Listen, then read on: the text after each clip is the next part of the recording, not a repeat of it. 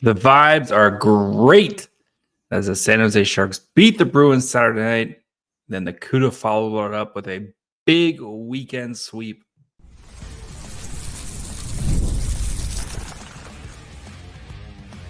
You're Locked On Sharks, your daily podcast on the San Jose Sharks, part of the Locked On Podcast Network, your team every day.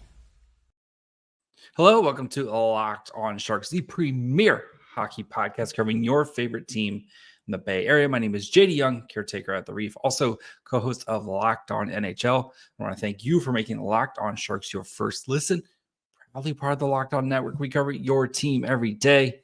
If you want to be an everydayer, all you have to do is just follow along wherever you get podcasts, or you can watch on YouTube as well. And today we are breaking down the Sharks' big 3-1 win over the Boston Bruins, their first win against the Bruins since 1854 is what I was told.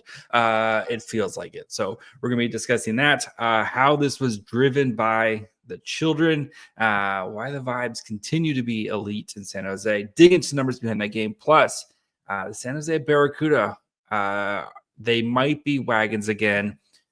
They beat Bakersfield into a wild Saturday night game and then come back and then just suffocate them on Sunday. So we'll talk about a big weekend for the Barracuda. So first things first, that we have to talk about the vibes in San Jose, which are elite. And yes, as Randy Hahn said, this is the most fun, worst team in the NHL that you'll ever watch.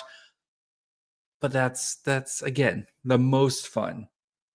And yes, this team has not won in a lot of games, but you see where the direction of this team is going, and it's looking great. The Sharks with a huge win on Saturday night against the Bruins. 2 points from Macklin Celebrini, and a goal and assist from William Eklund, an apple from Will Smith. Luca Cagnoni gets his first point, and Lucas Carlson, just a wonderful story, who's been excellent for the Barracuda this season as kind of that next level, offensive defenseman.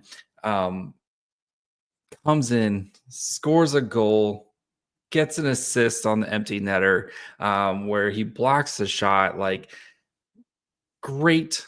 This is what you want to see, right? And in this game, we had the first real glimpse of our immediate future with Will Smith, Macklin Celebrini, and William Eklund all playing on the same line. And it was fun. Those guys, when they were on ice, 2 goals when they were on the ice, including the Eklund goal, and then of course the Lucas Carlson goal that was kind of cleaning up. But this line, though, was like they're going to give up shot attempts. They're going to give up shots and stuff. That's going to happen when you have a young line like this. But when they were on the ice, they just generate so much offense. And it's I always joke about it. Defense is for nerds. Go score a bunch of points. Yes, you're going to have to play defense at times, but the best way to not have to play defense is to just play a bunch of offense. And that's what this line is going to do for you.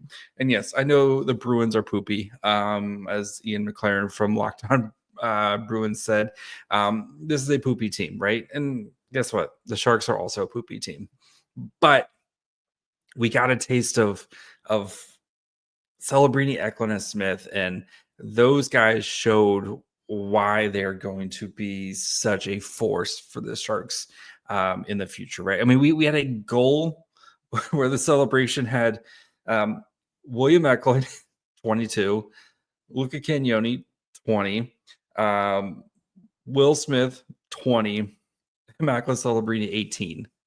Like, you had a teenager, 2 20-year-olds, and a grizzled veteran in William Eklund at the age of 22. It feels like Eklund's a veteran in his second year. I think that, one, goes to say how young this team is, but 2, just how much he has grown so quickly with this team. Man, yeah. And there were so many great plays, and going with William Eklund here, my favorite play of the night, right? and there was the cool Macklin Celebrini, which was a hit on social media where he gets knocked down. He's on his knees, makes a play, gets the puck back, and goes back. That was even my favorite play. My favorite play of the night was William Eklund's effort on the empty netter, right? Where it bounces off Lucas Carlson. Eklund corrals it. He's got two dudes on him, and he fights them off.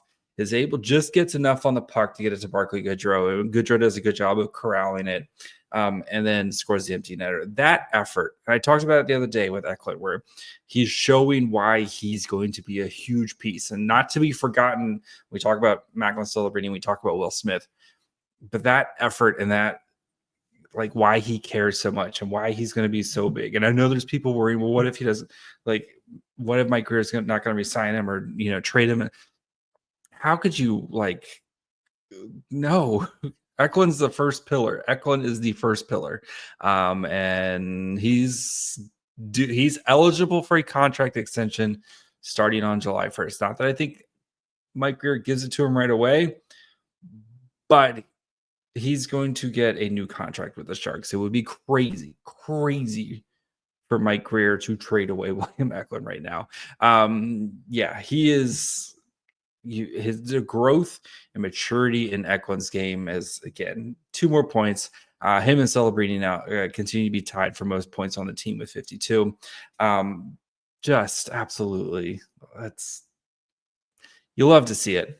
Speaking of Macklin Celebrini, who had 2 assists, is now 1 point behind Lade Hudson for the rookie scoring. And again, the rookie scoring doesn't necessarily mean Calder, but it doesn't hurt to lead the rookies in scoring.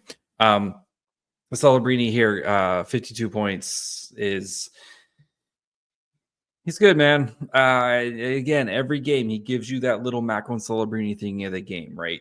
And he continued to do it. And I said after a poor game in my little 10-minute preview on YouTube on Saturday, I said, watch for Celebrini to have a big game, right? He had a poor game, not the game. He was very frustrated in the previous game against the Hurricanes. Expect him to come out and have a big game. Macklin Celebrini came out and had a big game in this game. And Will Smith, just continues to just, the second half of the season, the light switch went on for Will Smith, and he has been everything that we could have thought and better, I think, so far. And he was the player I was, coming into the season where I thought we would have more of the ups and downs with him. And basically since the second half of the season, it has been just consistently building and building. Will Smith has become an absolute monster and is showing why. Maybe Mike Grier was right in drafting him with the 4th overall pick. So do have to shout out though, Luca Cagnoni getting his first point. You'll love to see it. I thought Cagnoni played really well in this game, and even his first point, right? Great defensive effort in that to shut down a play along the boards, win a puck battle, and get it going the other way, right? And that is what we love to see from Cagnoni. Yeah, right. As always, can you play defense? Can you play? If you've watched Cagnoni this year, we can play defense. We've seen him play defense with the Barracuda a bajillion times, right? He continues to do it, and he's going to continue to do it in the NHL. Does he have things to work on? Of course he does. He's 20 years old and he's played 2 NHL games, but you see when he's out there, just how the offense is going to start to kind of come for this team, or a team that does struggle to score goals, right? But you're seeing the foundation of what I think hopefully next year can be a much better offense for the Sharks, right? And that's all the rest of this season is for now, is laying the groundwork for next season to kind of start to make that jump and start to kind of be a much more competitive team and start to turn these close losses into wins. And you saw a close loss, a game that was very close that we've seen the Sharks lose a bajillion times this year, turn into them getting a big win, and then more importantly, putting it away with an empty netter. So,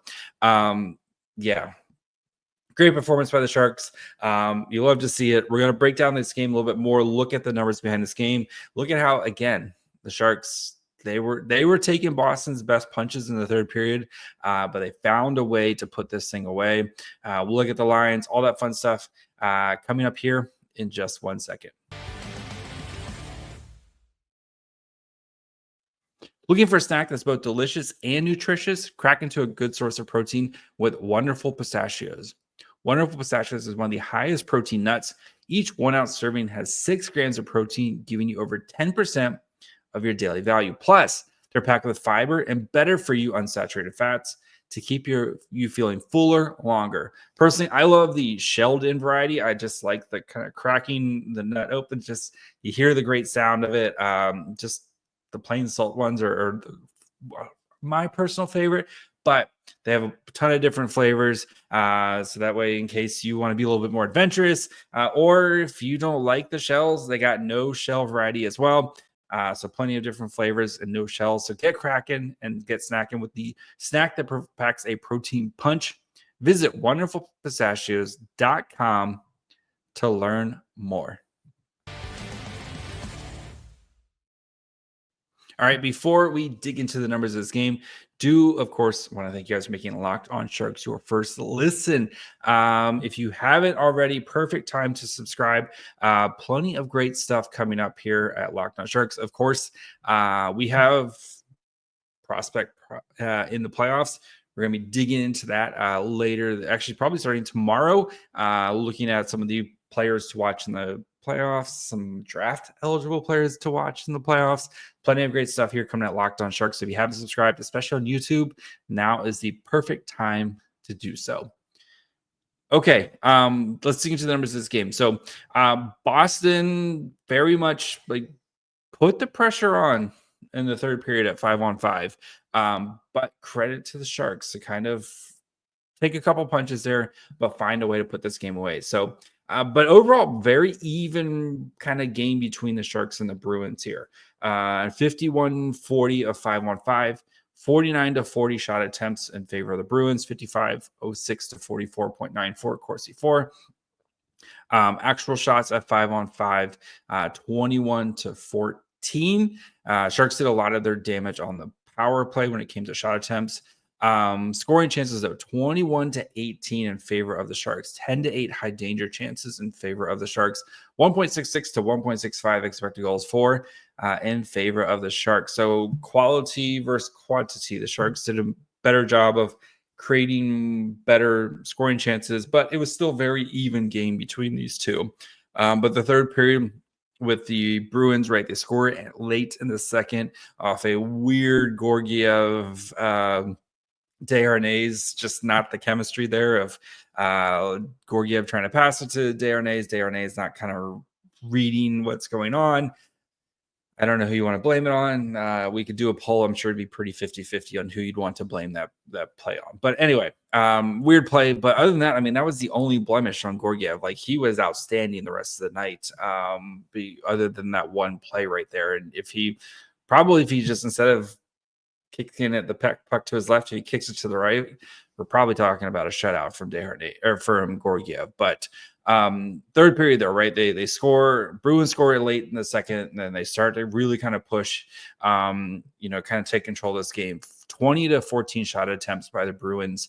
For actual shots, 8-5. But again, the scoring chances, 8-5 in favor of the Sharks there. So again, like, they're not getting as many opportunities, but they're getting better opportunities than the Bruins, and they cashed in on it. Looking at the lines. So we had a little, like I said, we had a little bit different lines. Toffoli, Wennberg, and Colin Graf actually play the most at 5-on-5, 14-45. 15-8 shot attempts from that line, 5-2 actual shots, 0.77 to 0.19 expected goals for, 9-3 scoring chances, 5-1 high danger chances. This line was stellar tonight, and Colin Graf was a big piece of it. He played a career high. I think he played over 23 minutes in this game. Yes, he plays on the penalty. Like, Colin Graf does it all for you. And like, big night for Colin Graf. I know our good friend Halfwell Hockey is singing the song right now. Big night for him, as he again didn't score, but just being that well-rounded hockey player that coaches can trust night in and night out for every situation. Colin Graf is quickly earning that role for San Jose. But it was good to see this new line of Toffoli, Wennberg, and Graf really do some damage tonight. They didn't get on the scoreboard, but this is what you want to see, right? Is this a team that is, right, 65% Corsi for controlling the shots, 71% of the shots actually on goal when they're on the ice. Expected goals for was almost was over 80%. Like, this line completely dominated when they just didn't get in the back of the net. So if they keep playing like this, they're going to start seeing the points roll in. Eklund, Celebrini, and Smith played 12-49, 15-13 shot attempts, 7-7 actual shots, had 2 goals, 0.61 to 0.21 expected goals for, 10-3 scoring chances, 5-1 high danger chances as well. So gave up more shot attempts, but again, that quality over quantity. They're getting a bunch of quantity with 15 shot attempts and then 7 actual shots on net, but 10 scoring chances. Like I said, this line, that is what you want to see. And I know Drew Remenda and they kind of talking about they need to be a little bit more, blue collar and stuff like that. Like, no, these guys just let them do what they do. It's the Erik Karlsson principle of, like, 9 out of 10 times what they do is going to be awesome, and you're going to have that one time where it blows up in your face. And I'm going to live with that because what these young kids can do, it's the Sharks just don't have other players right now that can do what these guys do. So you have to live with the consequences of it sometimes. So next was Dellandrea, Giles, and Kovalenko played 7-31, 3-9 shot attempts, 0 for 3 actual shots, 0.23 to 0 to 0.23 expected goals for. Not great. 0 to 4 scoring chances, 0 to 1 high danger chances. So the bottom 6 right now is the bottom 6. And I mean, the Goodrow, Ostapchuk, Grundstrom line, not too much better. 5 to 4 shot attempts, 1 to 2 actual shots, 0 expected goals for to 0.11, and then 1 to 1 scoring chances, 0 to 1 high danger chances. So just not too much there. Cam Lund is expected to probably suit up Thursday. I would guess. You could throw him on if you want to put Graf. The Graf line played really well, but Lund, if you want to kind of cobble together a third line there with Ostapchuk, Lund, and then I guess a Kovalenko or something like that, maybe. But yeah. You need more. You need more from the bottom 6, and that's going to be a big thing for the Sharks this off season, is trying to get more from their bottom 6. So defensively, we had Lucas Karlsson, of course, drew in as well. So we had Ferraro Mukhamadullin led the way with Corsi at 57.14, 20 to 15 shot attempts. Karlsson, Liljegren, 14 to 15 shot attempts at 48.28.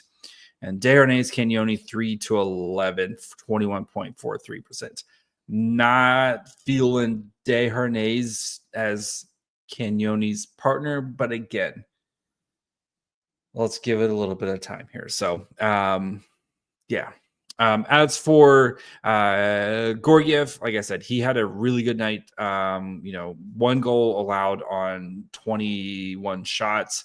And again, that was a freak play. So 20 saves on 21 shots, 1.65 expected goals against, 1 goal allowed. So we'll take that.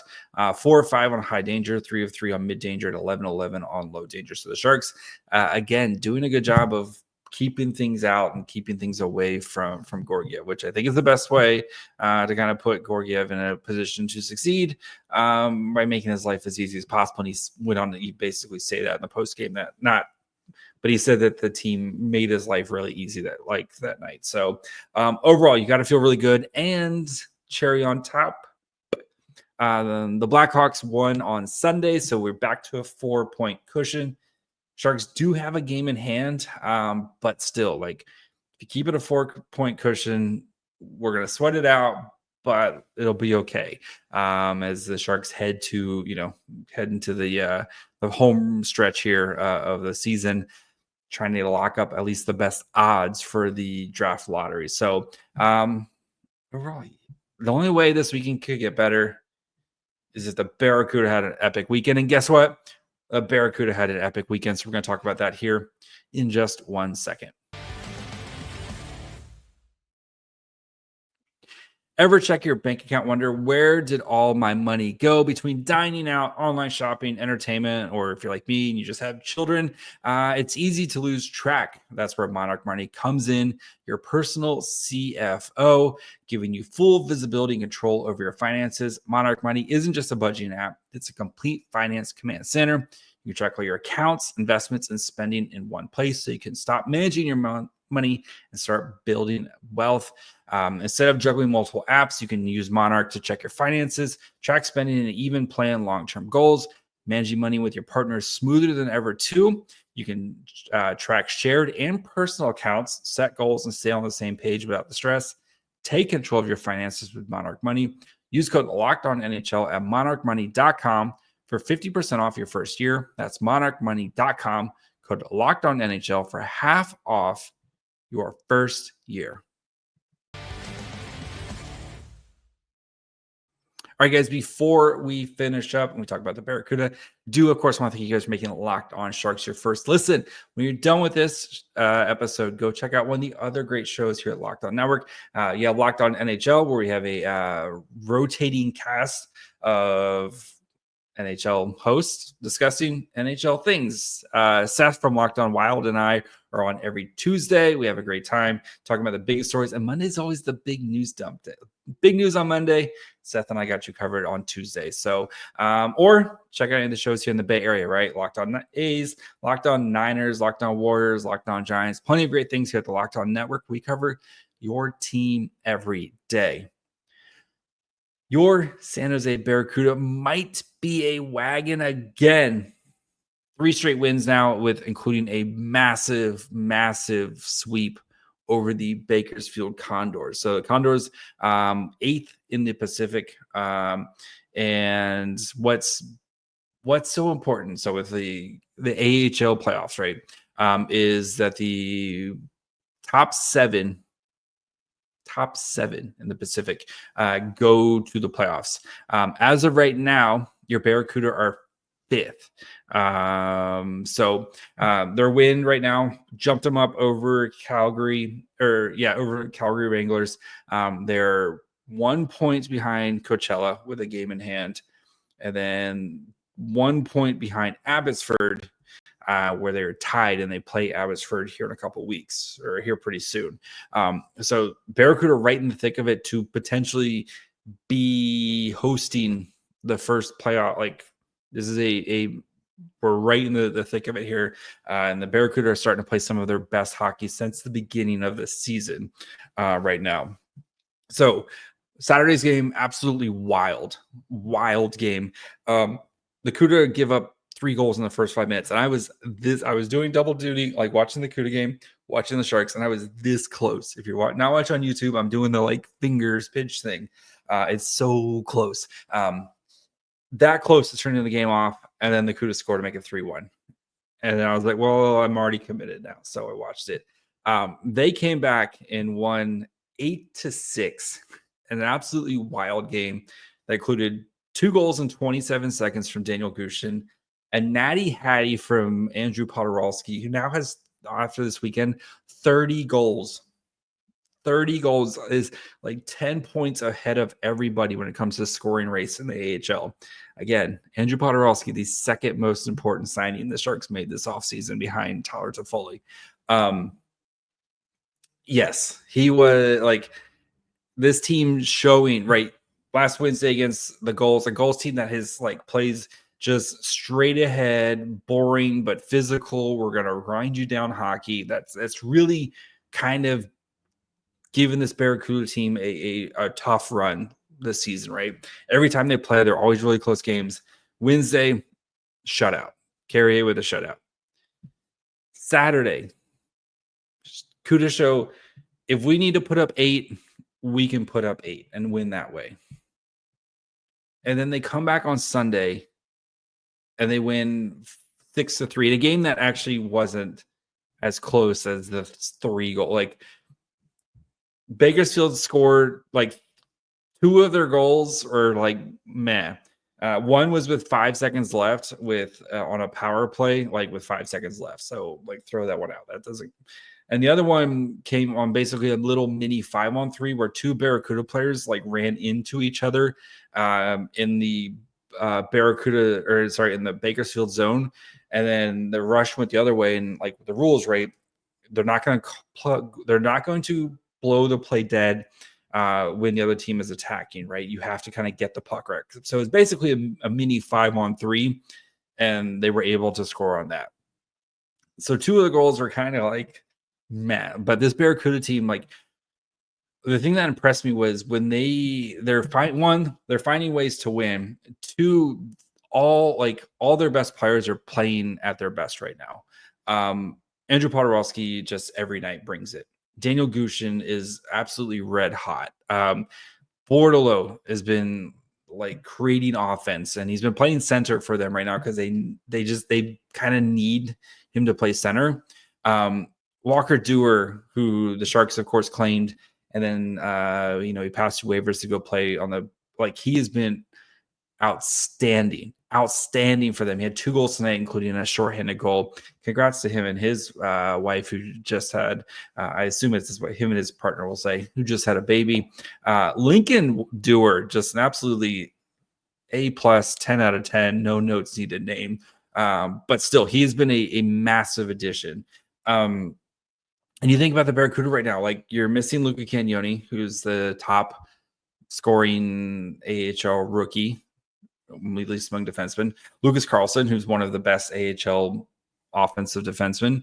And this team they keep moving along. You don't have your top 2 goalies, right, in Askarov and Romanov, but you found this guy in Gabe Carrier, who, if you have to go to battle with Askarov and Carrier in the playoffs, sign me up. Sign me up for that. This team is playing really well right now. But the thing that I really liked about this game is they were up 4-1 or 5, and they just kept putting, they were just we're just going to keep control of the puck, and we're just going to keep trying to generate offense because that's what good teams do, right? They keep trying to pour it on until until the final horn. They keep trying to pour it on, and that's what the Barracuda did in this game.